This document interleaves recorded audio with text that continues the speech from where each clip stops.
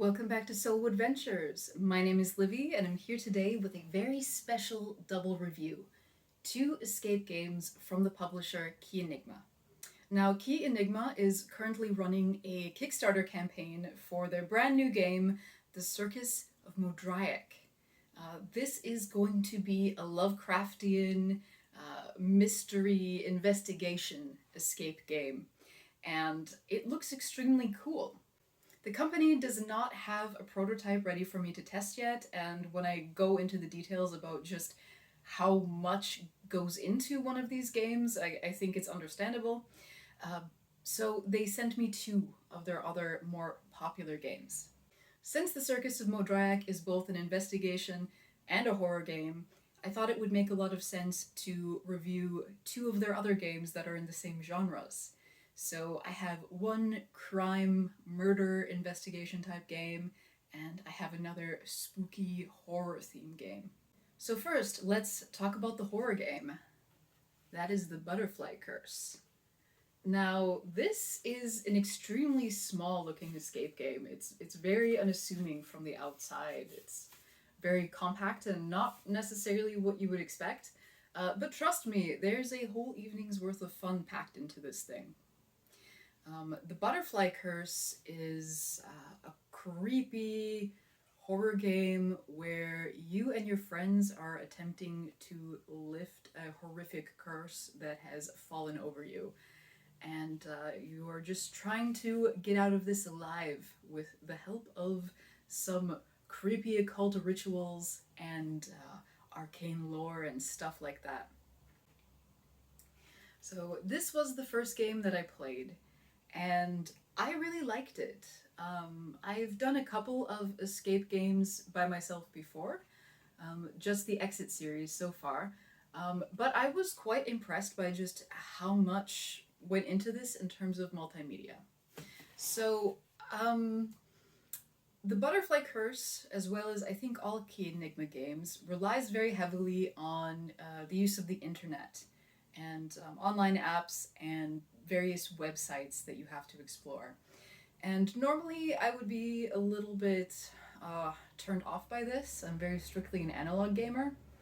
But honestly, the atmosphere and the, I guess, immersion and the kind of feeling of realism that you get when you have to search through actual websites or do a chat with another character, or sometimes even send actual emails with your actual email address.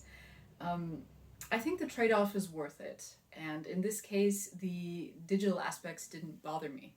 The Butterfly Curse is rather short. It's long compared to other escape games. I think the average exit game takes an hour or two, and this game takes 2 to 3 hours, if not more, especially if you are playing it by yourself, because the puzzles are pretty challenging. I have to say that this one had some pretty tricky puzzles. They were definitely all very cool and pretty well thought out, but I did get stuck a couple times. Not really the game's fault. Just my fault for not being clever enough, I guess. But the hint system helps to kind of give you a little nudge along the way. You can type hint into the chat at any time, and one of the characters that you're interacting with will send you a little hint to help you along.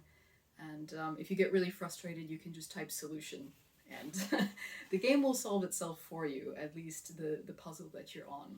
But yeah, the Butterfly Curse had puzzles that were a bit more difficult than those from the next game that I will be talking about soon, but I found them highly enjoyable. I think the thing that sets Key Enigma games apart from other at-home escape room games is just kind of the deluxe feel of the experience. The things that you get in this envelope are, obviously some things are going to be made of paper and, cardboard and things like this, but there's some rather surprising elements in this envelope, without spoiling anything. There's some rather interesting materials within this game that I haven't seen in any other at-home escape game kit before.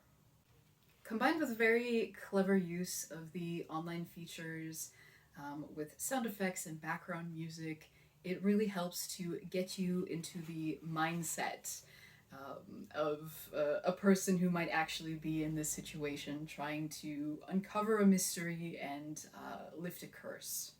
So while the game has its frustrating and slow parts if you can't figure out exactly what you're doing, there are other parts that are, let's say, very surprising and even exhilarating. I had a really nice evening with the Butterfly Curse, even though I played it all by myself. And in fact, I actually think that maybe I enjoyed the experience a little bit more playing by myself because I was able to create this kind of atmosphere that you see here with the candles and the low light, and I had spooky music on, and I was just able to really luxuriate and enjoy the puzzles without anybody else helping me or getting to do any of the cool stuff with the stuff that comes in this envelope. Obviously, this would be really fun with other people, but I wouldn't recommend doing this with maybe more than 2 or 3 others because the puzzles are linear. It's very much one of those games where you solve a puzzle, then you unlock another puzzle, then you solve that puzzle, and you go into another puzzle, and so on. So I think that if you had too many people, you'll be fighting over the components a little bit too much, and some people will feel a little bit like a fifth wheel. The second game that I took a look at is Calling Card, and this is quite a bit different from the Butterfly Curse in several ways. And I would say that the main difference with this, the biggest difference, is that this is actually like 8 escape games in one. This is a series of 8 roughly hour-long chapters in one overarching narrative. And so this is obviously something that you are not going to finish all in one night.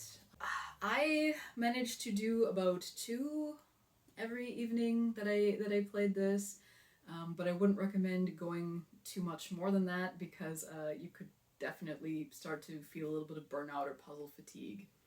But it's really nice to know that you have this premium escape room experience just kind of in your back pocket to spend a nice evening with whenever you've got the time. Now, Calling Card also uses the digital aspects that Butterfly Curse did, and in fact, I think it uses the internet a little bit more. There's definitely a lot more websites for you to explore. It all makes sense in the context of the story because the idea is that you're a person who has happened upon an interesting article on the internet and you get pulled into kind of a web of investigation, and so you have to stay in contact with the other characters in the story through the use of chat and also a virtual phone. This was kind of an interesting thing.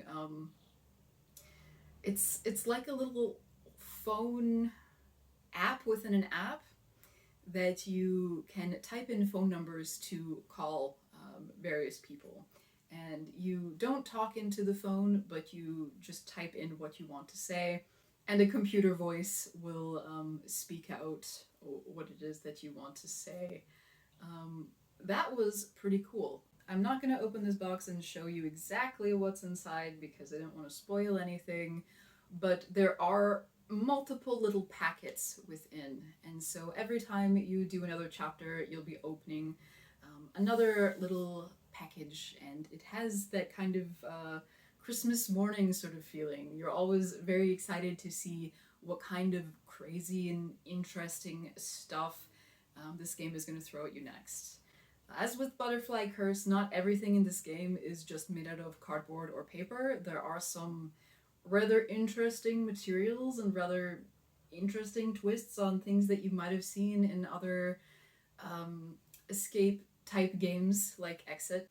There's some really cool stuff that the puzzles do here, and I'd love to talk about it, but I don't want to ruin the fun for you. And so just trust me when I say that there's legitimately some wow moments in this box.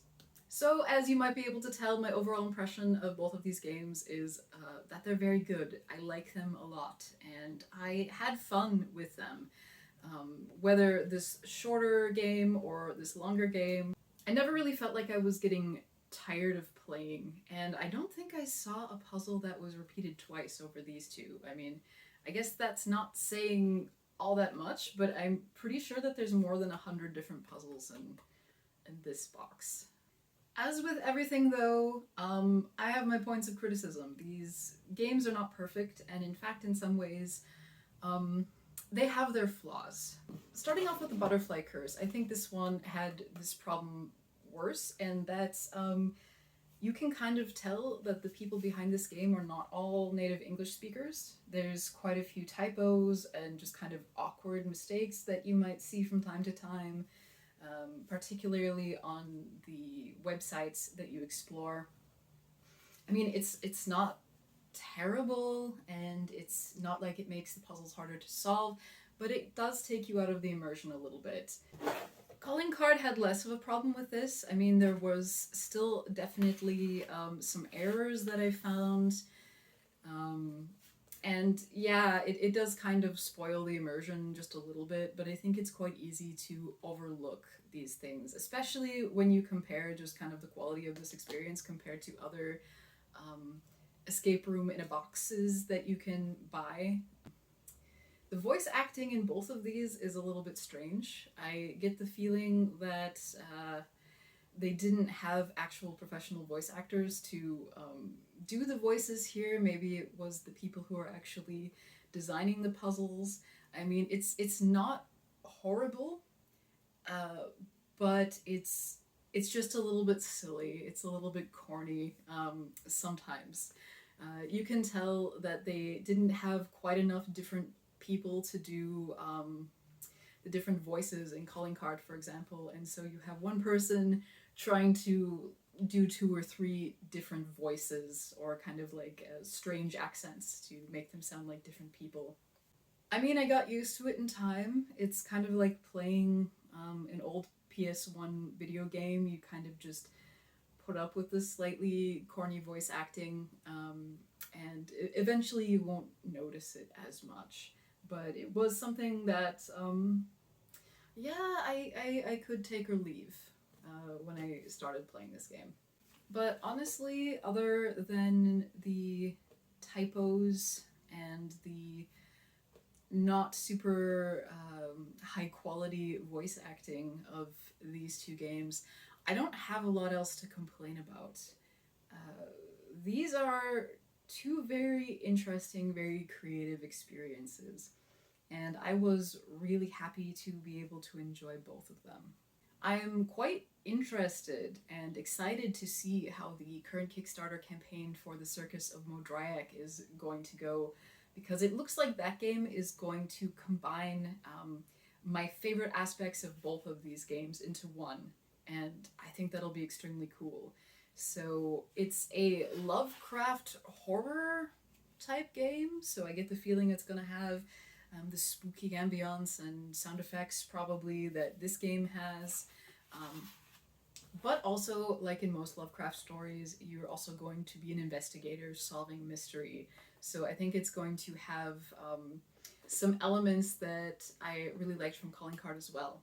So as a disclaimer, Key Enigma did send me these two games as review copies, but I've tried to be as objective as possible when reviewing them.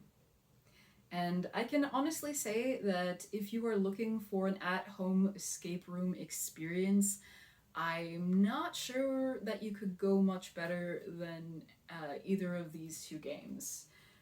So far, the Key Enigma games have impressed me in ways that I wasn't expecting to be.